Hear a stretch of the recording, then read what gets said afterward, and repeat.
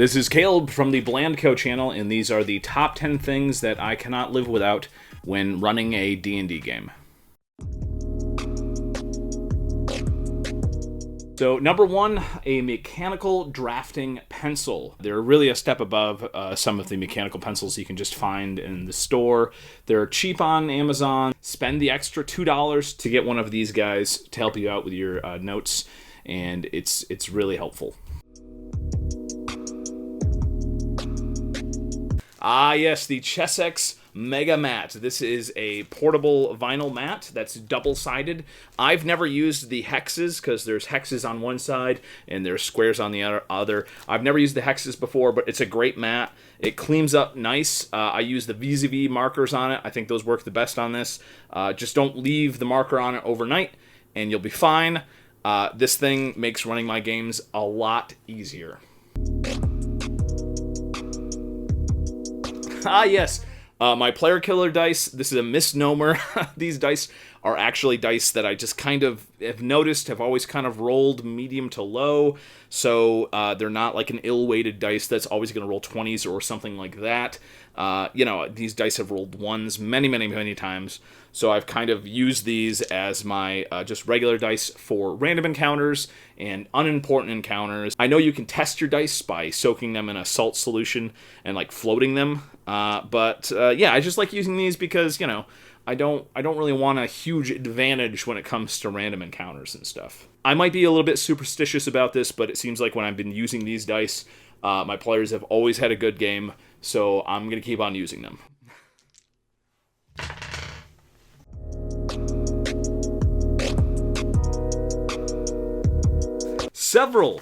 Several random item tables. As a player, I enjoy, getting a bunch of random stuff, see if it might or might not be useful later on.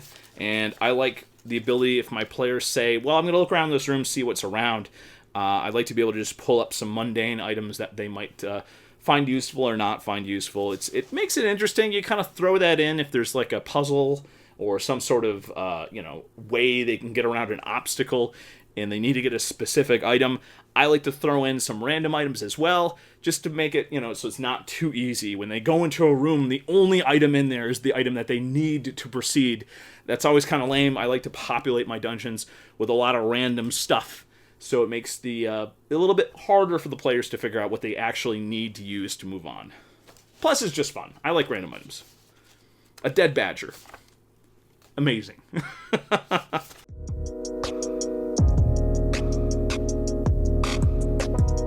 Ah, yes, the Stanley tool case. This is my miniatures case that I use for most of my dungeon crawls.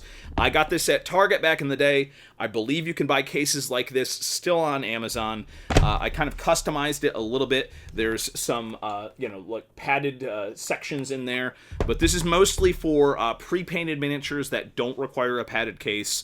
And my own painted miniatures that I've painted and protected so they can go in an unpadded case without any worries. And it's just a convenience factor. It's very easily carried with a bunch of medium-sized miniatures in it. So I really find this helpful.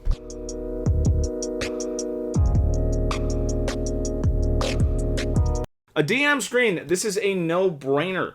I like having all my notes and monsters and charts and tables. I like them behind the screen, all laid out so I can see them and the players don't accidentally take a peek.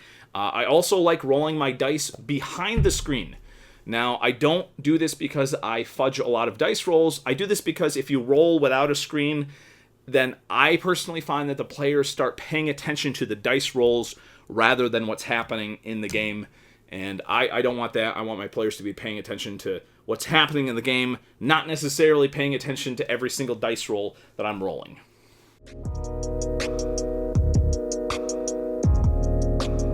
Extra minis.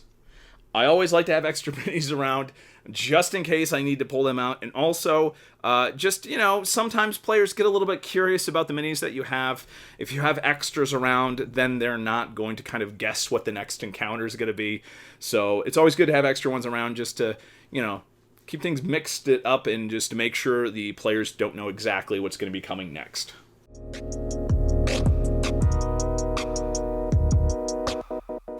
Ye old location dice, or die because it's singular.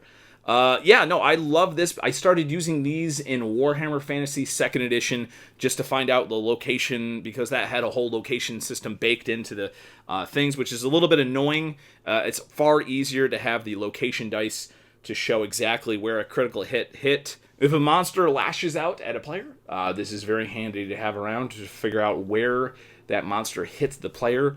Or if a player lashes out blindly, then this is also a good thing to figure out if the player gets a critical hit on a monster. It's always a good thing to have around. I enjoy using it. It's just fun.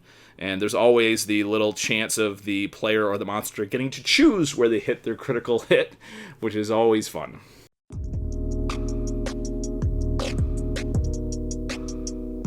An extra copy of the Players Handbook. This is the absolutely most useful extra book to have around. Players always need to look stuff up in it. A new player might not have their own copy yet. So if you can, get a second copy of the Players Handbook.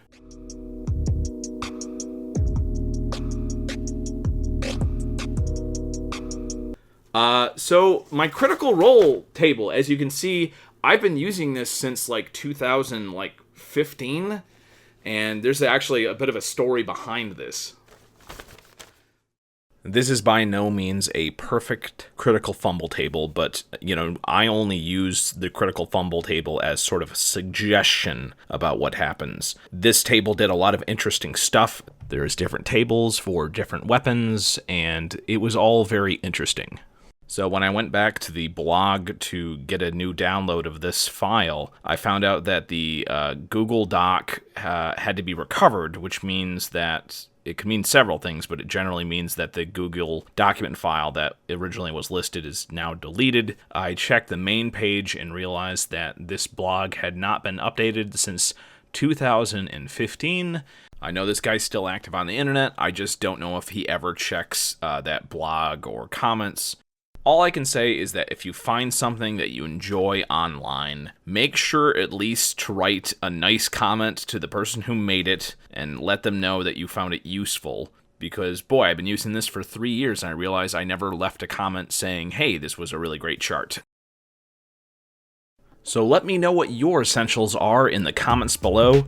And for goodness sakes, if you happen to find anything really cool online, please remember to thank the creator who was nice enough to upload it. And if you happen to want to support the content on this channel, those links are in the description below. I am shameless.